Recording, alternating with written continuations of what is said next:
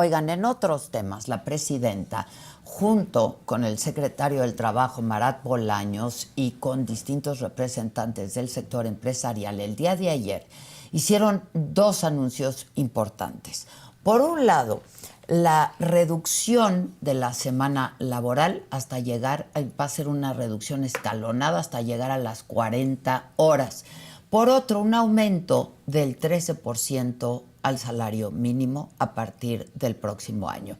Y me acompaña hoy aquí el experto financiero Salvador Mejía. ¿Cómo estás, Salvador? Hola, Buen día. Adela, buenos días. Complicada la ciudad, ¿verdad?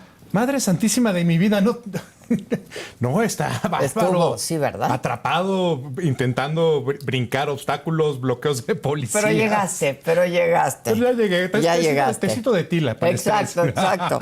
Oye, Salvador, bueno, es importante, ¿no? Y son buenas noticias. Híjole, es que creo que esa pregunta pues va a depender la respuesta de a quién se la hagas. Yo creo que por supuesto que es bueno. ¿Cómo podríamos estar pensando mal de esto cuando se trata de que los trabajadores, los más bajos del escalafón, ganen un poquito más? Pero si nos ponemos a leer tweets, pues bueno, de mentadas de madre para arriba para los legisladores y para todas aquellas personas que estén justificándolo, aplaudiéndolo o incluso señalando que es menester elevar esto a los 10,000 pesos al mes, porque llegamos a la barrera de 9,800 y tantos pesos al mes. Entonces creo que esa pregunta se le tiene que hacer a cada persona en lo particular. Pero ahí te va la mía. Yo creo que está bien. Bueno, es que durante cuánto tiempo no nos habían dicho que no se podían subir los salarios mínimos porque esto generaría inflación. Y no ha ocurrido y ha estado... Y no es necesariamente una mentira, Adela, pero tampoco es una realidad. O sea, ¿puede pasar? ¿Ha pasado? No.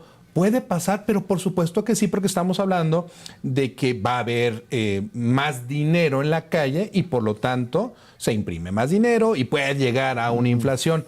Pero hay otros factores que me parecen todavía más importantes. Y déjame ponerlo en términos bien prácticos. Si ahorita tú y yo nos salimos a la calle y preguntamos a las personas ¿qué es el salario mínimo?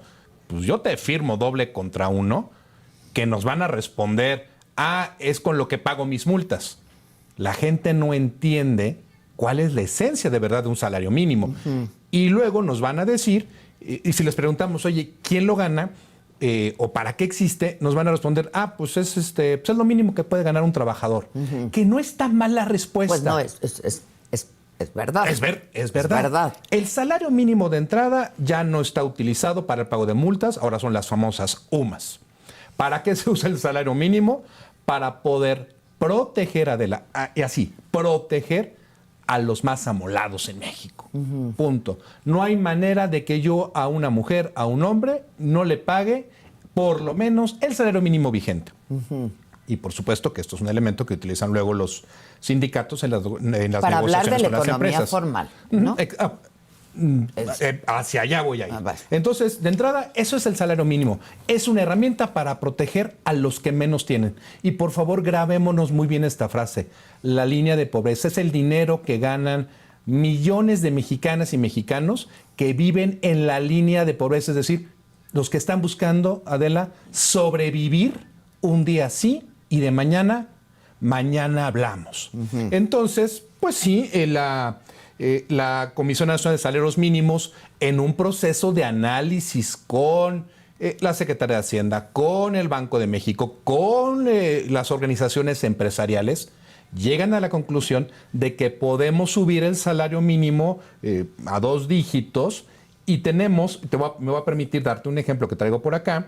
Hay 16, me parece, 61 ocupaciones técnicas o especializadas. ¿Tú quieres saber cuánto va a ganar ahora un reportero gráfico en prensa diaria? 705.46 al mes.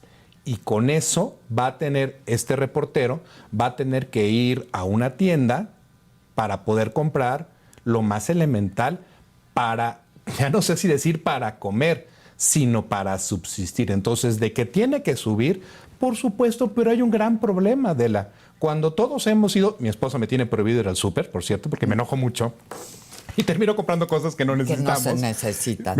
Me quitó mis privilegios. Cuando tú vas al súper, tú te das cuenta de que cada vez es más caro comprar. Oye, ¿con qué van a adquirir estas personas, estos trabajadores que ganan el salario mínimo? ¿Cómo van a comprar carne, leche, huevos, Tendríamos que entrar, Adela, a un estudio sociológico de quién compra qué y dónde. Estas personas acuden a las tiendas, a las antiguas Conasupo, a las tiendas del Bienestar ahora, pero entonces abre otro debate. Oye, ¿y los pobrecitos, ya no te digo clase medieros, los que están entre clase medieros y salario mínimo, los que traen sueldos tal vez por encima de este salario mínimo, pero que de igual manera se ven obligados a pagar renta, transportación, escuelas? De ellos, Adela, de ellos no se habla. Pero bueno, creo que aquí la parte más importante es entender que sí, que esto es algo que se requería, pero que hay una situación que puede volverse muy peligrosa. Y empecemos ¿Qué es? Primero, para empezar, ¿a cuánta gente beneficia el aumento del salario mínimo? Otra vez, Adela, qué bueno que te metes ahí.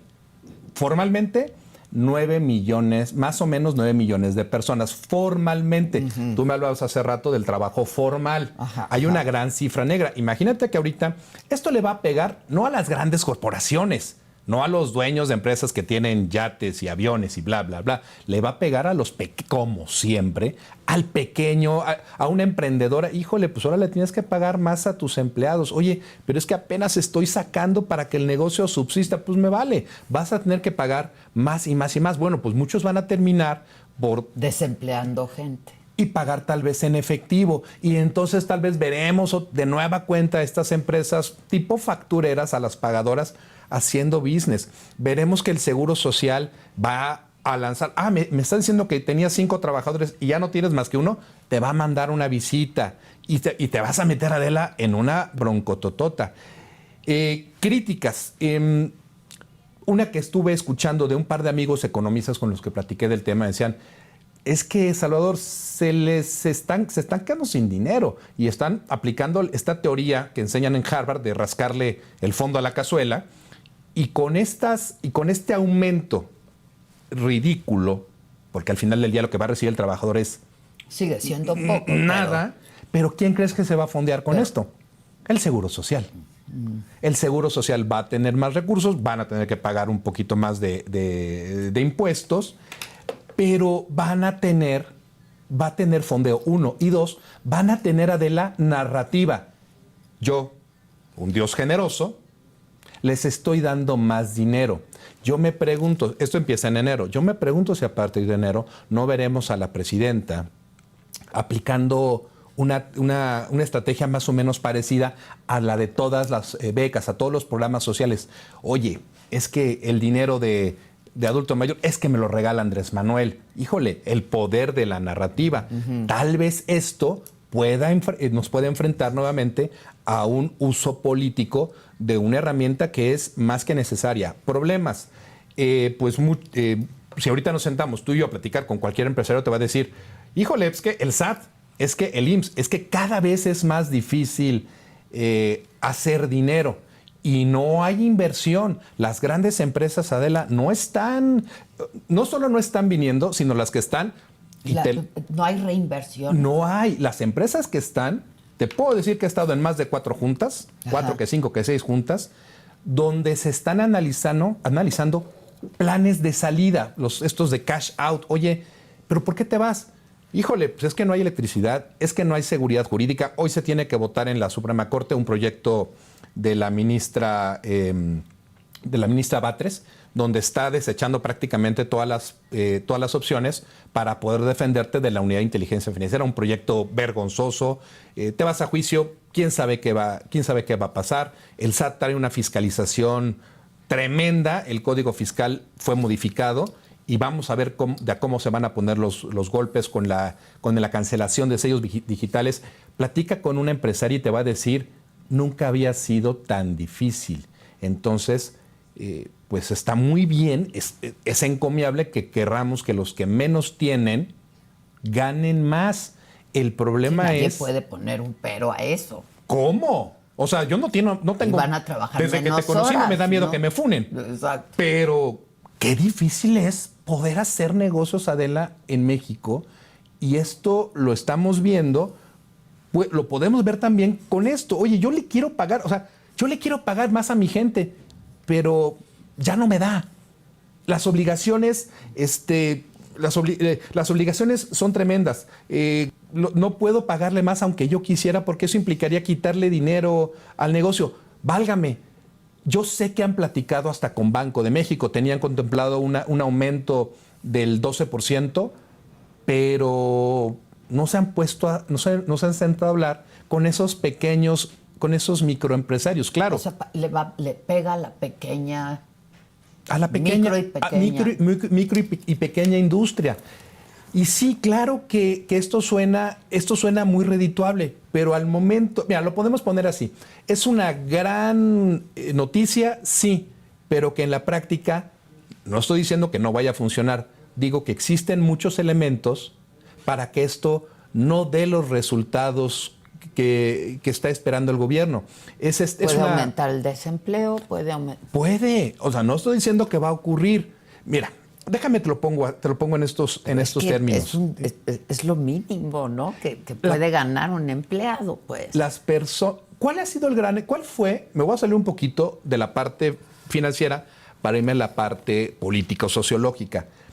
¿Por qué perdió la oposición de una manera tan catastrófica en las pasadas elecciones? Porque nunca quisieron entender que hay otro México, un México en el cual hay hambre, hay mucha, pero mucha hambre. Hay personas, los programas que por supuesto que están siendo usados con finalidades electorales. Electoralmente, claro. Tendríamos que estar ciegos.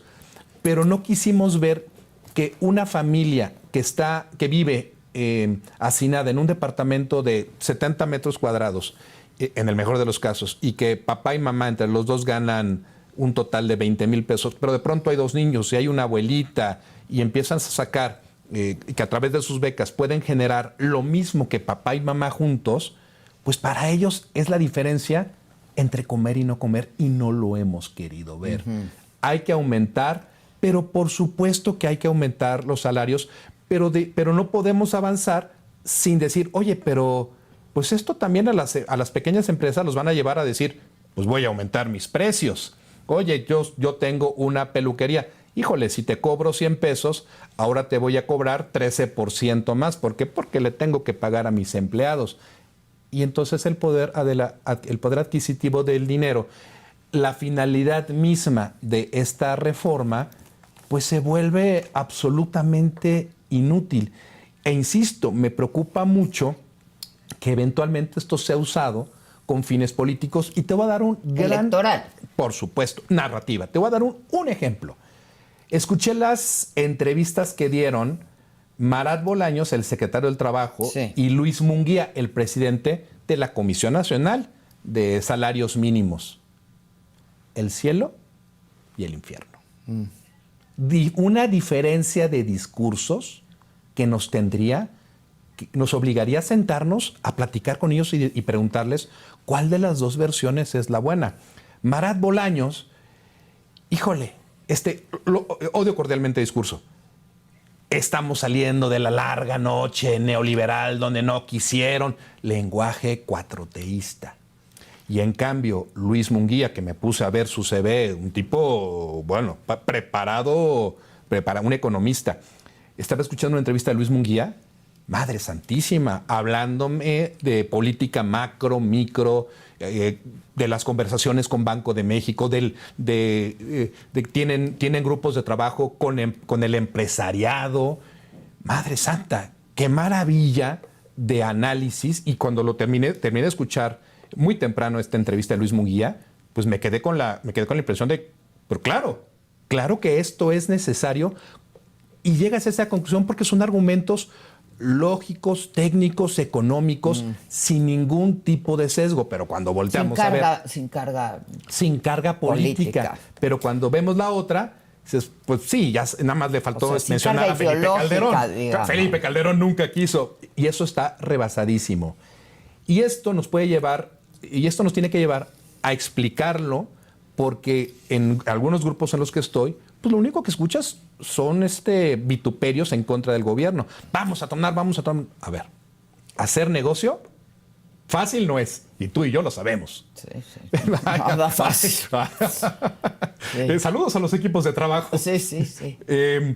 Es difícil, pero tenemos que entender que es necesario el ir avanzando. Pero si no lo hacemos, Adela, de una manera integral, nos vamos a topar con pared. Oye, ¿cuánto cuesta el huevo? ¿Cuánto cuesta la leche? Hay una frase que escucho mucho. Es que fui al súper, gasté tanto y ni siquiera compré proteína. Es decir, no compré lo necesario para que mis niños, y los que tenemos un adolescente en casa, Madre Santísima. Que comen mucho. Madre Santísima.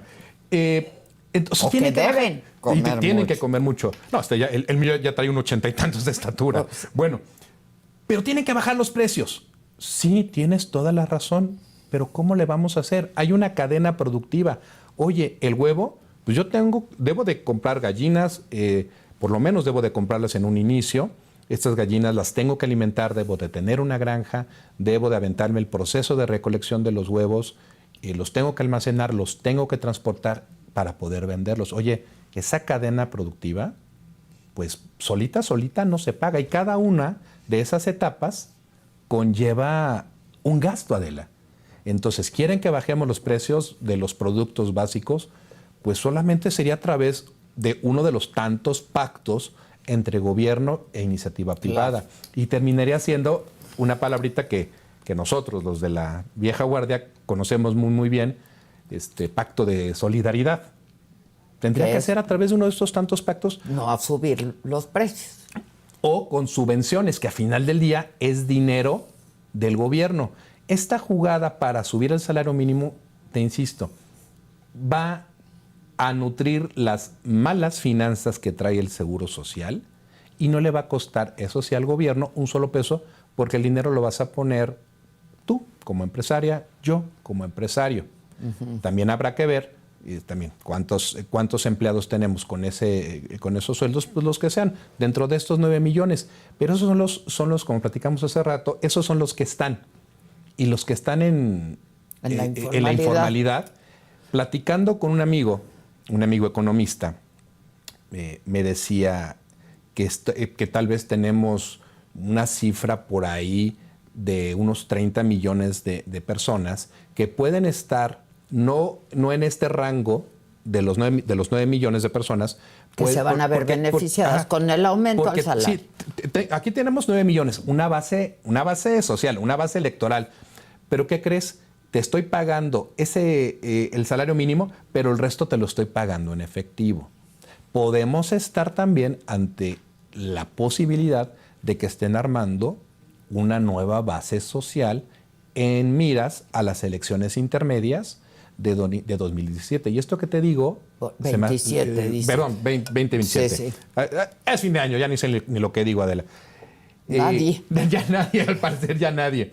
Entonces, me preocupa mucho que traiga yo este tema a la mesa, porque no deberíamos de contaminar algo tan sagrado como lo es el aumento al salario mínimo, insisto, para los más amolados de los amolados, a los que viven en la línea de pobreza, los que saben que van a comer hoy pero no mañana. Vincularlo a temas políticos me molesta mucho, pero no podría no hacerlo, Adela.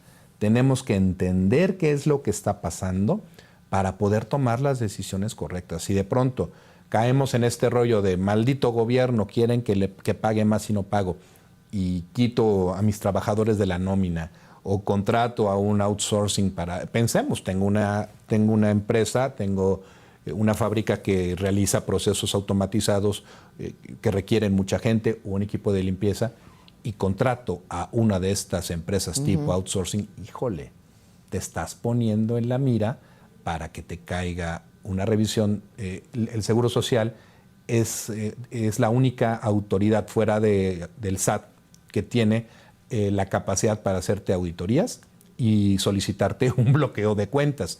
Platica con una empresaria y pregúntale cómo le ha ido, si es que le ha caído el SAT. Y es de terror. Entonces, si yo simplemente quiero despedir a la mitad de mi base trabajadora, Pues el SAT, el IMSS lo va a ver y va a llegar contigo, oye, chaparrito, ven para acá, explícame por qué lo hiciste. Y si detectan algo malo, se van a ir en tu contra, van a presentar denuncias, se te van a bloquear las cuentas y luego va a venir sobre ti el SAT.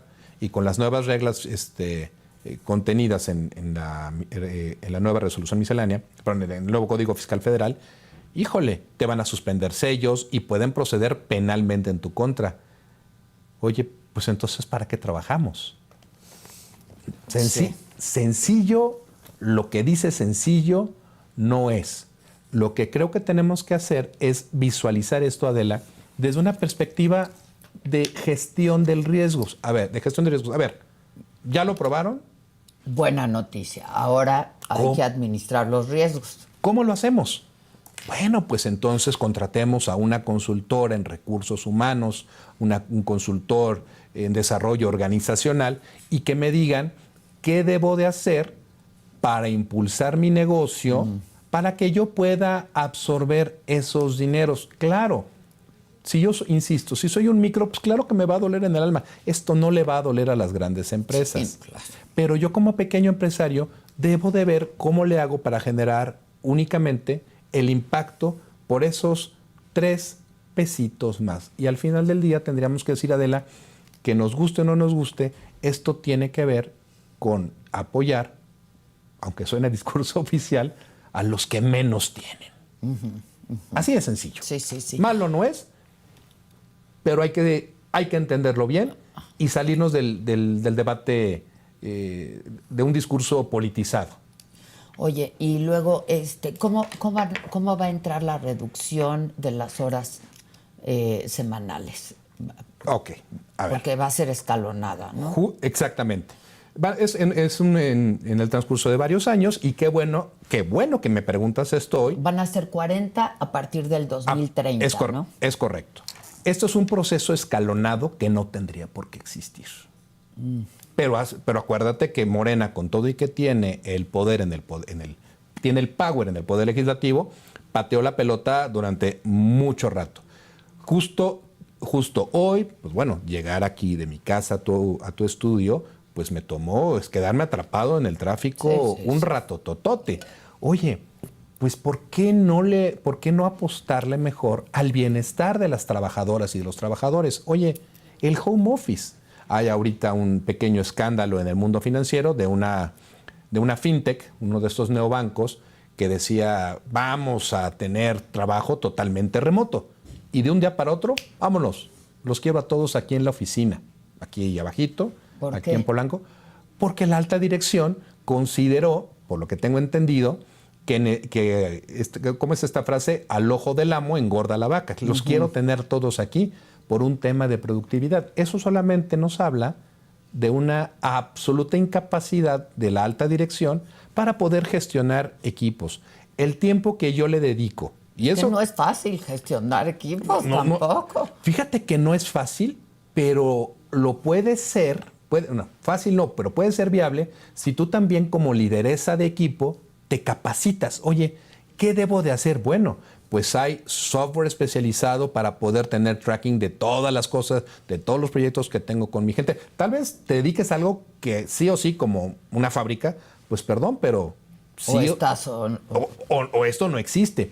Pero los bancos, pero las empresas de consultoría, ponle el nombre que tú quieras, podemos tener una ruta podemos tener un estilo de trabajo, pues prácticamente remoto. Tengo un alumno, un gran abogado, joven abogado, que fue contratado por un despacho norteamericano. Él está en México. El despacho está en Nueva York. Este chavo trabaja de 7:59 de la mañana a las 4 de la tarde. Y le da tiempo literal para respirar. 8 to 5. De 8 a 5. Exactamente. Pero para respirar, ir al baño, un snack y comer. Pero termina a las 5 y me dice, maestro, pues con permiso, voy por mi hijo a la escuela, me lo voy a llevar al parque. Y ese es el punto. Él tiene un delivery de todo el trabajo que le dejan sus jefes y le queda tiempo para poder trabajar. Déjame ponerme como ejemplo. Tengo mi familia, mi oficina está a 500 metros de mi casa y yo puedo despertarme, me despierto muy temprano, paseo a mis perros, me sirvo mi cafecito y empiezo de mi sofá y empiezo a revisar todos los temas del día. Tengo algunos clientes en España, el tema de horario, y trabajo perfectamente y me voy caminando a mi oficina en menos de 10 minutos. Llego, trabajo. Eres un privilegiado. Pero porque establecí los mecanismos ideales para eso. Antes tenía mi oficina en la Colonia Condesa y tenía que aventarme este tráfico para llegar. Oye, ahorita hasta estoy aburrido y pues me puedo ir a mi casa, o puedo ir de mi oficina a mi casa a poder comer. Y eso es lo que deberían de tener todas y todos los trabajadores en México, Adela. No sé si viste por ahí una nota que habla del tema de Santa Fe, de que traen un problema de que no tienen rentados muchos inmuebles. Creo que lo titularon como la venganza de la generación Z. Pues sí, los jóvenes están privilegiando el tema personalísimo. Quiero tener vida, quiero tener chance de... Es generacional, porque nosotros fuimos formados de manera distinta. Híjole. Malamente, ¿no? El trabajo fuerte, el producto del esfuerzo. You eat what you kill. Sí. Nosotros trabajamos bajo ese ritmo, pero no puedo no decir que tienen toda la razón del mundo. No, yo tampoco lo puedo decir, quiero aprenderles. Durante muchos años, tú lo sabes, fui funcionario en Hacienda. Para llegar de mi casa a Hacienda era un triunfo del espíritu. Cuando me fui a trabajar a Santa Fe, a un banco, bueno, me quedé atrapado. Hacía horas. Me acuerdo un día, teníamos una junta a las 7 de la mañana, salí a las 6 de Coyoacán. No llegué al banco en Santa Fe. Y obviamente me renté un departamento a unas cuadras del banco y ni así lográbamos por el tráfico. No existía esa cultura. Hoy existe la cultura, pero tampoco hay esas facilidades. Es que yo creo que sí las hay. Solo el home office. Bueno, exacto. Mira. Porque nadie trabaja cerca de su casa, nadie vive cerca de su casa. Es que todo cambió, Adela. Mira, yo tengo 53 años. Pareces de menos. Pareces de menos. Gracias, Adela, gracias. Yo tengo 53 años y yo soy sobreviviente del mobbing, del abuso emocional de jefes. Yo tuve un jefe que verdaderamente me hizo la vida de cuadritos. Y esto digan que aquí no pasa eso. ¿Verdad que aquí no pasa eso? No. Ok, perfecto. Pero ¿cuándo ocurrió esto? Cuando todas estas políticas de bienestar en la oficina aplicaban de manera muy por encimita en algunas de las grandes empresas con esas políticas de compliance, incluida en la que yo estaba casualmente. Adela, yo hago una comparación entre lo que viví en aquellos años a las reglas de hoy por hoy, y te puedo decir que ese jefe que tuve, si me hubiera hecho lo mismo con las reglas actuales, lo hubieran despedido en milésimas de segundo. Por lo tanto, aunque yo no coincida con la mentalidad de los jóvenes en su forma de trabajar, entiendo que eso es lo que debe de privar. Sí, debemos de trabajar, como dijiste hace rato, 8 to 5, durísimo, y tener vida. E insisto. Es que para nosotros, te estoy hablando de mi generación, creo, la vida era trabajar. Era trabajar, pero porque había otros incentivos. Tu generación se podía jubilar. Mi generación, pues conozco literal de mis compañeros de la Facultad de Derecho de la UNAM, conozco a 3 o 4 cuando mucho que lograron jubilarse y porque estaban en el Poder Judicial, casi desde el primer día de la facultad. Conocí gente que se jubiló de Mexicana, cosas, y luego cómo les fue, ¿no? Había otras reglas. Tú podías comprar una casa a tus 30 y tantos. Sí, hoy los chavos a tus 30 y tantos eres roomie de no sé cuántas. Sí. Podías tener una familia, ahora tienes un perro. O sea, las reglas han cambiado muy fuerte, pero con todo y todo, yo no puedo decir que no es correcto. Otra vez, es decir, 2 temas, estoy a favor de propuestos por el gobierno y estoy de acuerdo. El hecho de que me digas, en vez de trabajar, porque eso se reduce, en vez de trabajar 9 horas, vas a trabajar 8 horas. Adela, estoy absolutamente de acuerdo con eso. Pero, como dicen ahí en la serie, en las películas de superhéroes, con grandes poderes vienen grandes responsabilidades. Ey, yo no Tu quiero desempeño tiene que ser yo no, excepcional. es más, yo no quiero que trabajes 8 horas. Yo quiero que trabajes 7. ¿Y eso qué significa? Que tu rendimiento tiene que ser claro. Tiene que estar cronometrado. Oye, ¿cómo le vamos a hacer? Me regreso al planteamiento anterior. Hay expertas y expertos en desarrollo organizacional que pueden ayudar a las empresas a solucionar esto, porque pues también tenemos que decir las cosas como son. Sueldos. ¿Cómo andamos de sueldos, Adela? De la patada. ¿Cómo andamos de condiciones laborales? Pues imagínate que tuvimos también que implementar la famosa ley Silla. Sí. Me estás diciendo que había trabajadoras que no estaban se de sentaban pie en 8 horas. En 8 horas. Madre santísima. Ahorita yo que anduve en la Feria Internacional del Libro de Guadalajara, no, terminé metiéndome ahí unos Advils para aguantar el dolor de espalda, sí. de pies. Y es increíble pensar que hoy por hoy hay empresas que le quieren dar a sus trabajadores y trabajadoras el mínimo y las condiciones mínimas indispensables para que puedan ejecutar su trabajo y no darles a cambio un buen sueldo, buenas condiciones. ¿Cuántas cuentas, Adela, en TikTok te vas a encontrar de bromas vinculadas a acoso laboral, a malas prácticas? Hay muchas. Muchísimas. Y yo tengo este placer culposo de ver esas cuentas, porque veo lo que les hacen y dirán, no, es que es broma y está muy buena como broma. No, es cierto. Todavía priva en México un escenario donde la base trabajadora trabaja literal para sobrevivir. Y en muy malas condiciones. Totalmente de acuerdo. Ya no van a trabajar 9, van a trabajar 8. Pues haré mi chiste. ¿Dónde me anoto, Adela? Sí, claro. Solo voy a trabajar 8 horas. ¿Dónde meto mi currículum? Ahorita te voy a decir dónde. Y vas a ganar más. Ah, caray. ¿Y eso cómo es? ¿Cuál es el sueño de quien sea? Trabajar poco y ganar mucho. Sí, o sea, no le voy a ¿Cuál es tu no le- deseo del próximo año? Ay, no quiero Ganar saber. el doble y trabajar la mitad. Yo pensé que fuéramos políticos. No, Vamos a ser diputados. no. Ay, eso de nomás levantar el dedo sí es lo mío. Lo que pasa es que, como tú dices, hay que ser más eficientes, hay que saber invertir nuestro dinero, lo que ganamos, la verdad, hay que ser más eficientes. ¿En qué gastamos? ¿Qué gastamos? ¿Dónde ¿Cómo administramos nuestro dinero? ¿Dónde lo tenemos guardado? Sí. ¿Qué garantías nos dan? Cultura financiera. Y qué bueno que mencionas eso, porque creo que habría también por ahí un puntito, si me lo permites. El gobierno de México acaba de sacar una política nacional de inclusión financiera, donde lo que buscan es que todo mundo tenga su dinero en una cuenta de banco. Obviamente el gran problema no son los grandes núcleos urbanos como la Ciudad de México, Sino los rurales, claro. Sino los rurales, donde no hay ni siquiera un cajero automático, donde estamos hablando de que las mujeres no tienen, híjole, qué triste, no tienen el derecho a tener una cuenta de banco. Los maridos o los padres no se los permiten.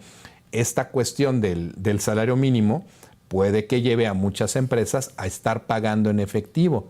¿Y qué van a hacer esas personas con dinero en efectivo sin tener cuentas de banco? Van a tener que meter su dinero abajo del colchón. También es muy importante tomar en cuenta la cultura financiera para todas estas personas. Muchas gracias, Salvador. Hombre, Muchas siempre es mi placer y lo sabes. Al contrario, es correspondido. Y es que a propósito de cultura financiera, y yo comentaba con el auditorio en estos días que conocí a una persona, un hombre, que es una historia de éxito en sí misma, ¿no? Es un hombre colombiano que hace 20 años viajó a Estados Unidos, viajó con $500, ¿no? 10,000 pesos, en fin. Y que hoy, pues es un multimillonario en Estados Unidos, ¿no? Y que él con este ánimo de que a todos les vaya mejor y nos vaya mejor, habla justamente de la cultura financiera y sobre todo a hispanos viviendo en Estados Unidos, ¿no? De cómo, por ejemplo, los mexicanos no tenemos esa cultura financiera y pensamos que se necesita de grandes cantidades de dinero para poder invertir nuestro dinero y que puedes invertir pues con poco dinero, pero lo pones a trabajar y te produce cultura financiera. Y hay un esfuerzo por ahí para que las personas entiendan que pueden optar por este tipo de herramientas o algo tan básico como los CETES. Exactamente, que es muy básico, pero está la bolsa, pero está, ¿no? Pero le tenemos miedo. Pero le tenemos miedo y hay que al miedo y el miedo se le combate con inteligencia. Con inteligencia, justamente. Entonces, de esto hablé con Alejandro Cardón, es una entrevista que les presenté ayer y que yo invito a que la vean porque nos va a servir de mucho. Mira lo que pasó en Los Ángeles, cuántos artistas perdieron sus casas. Y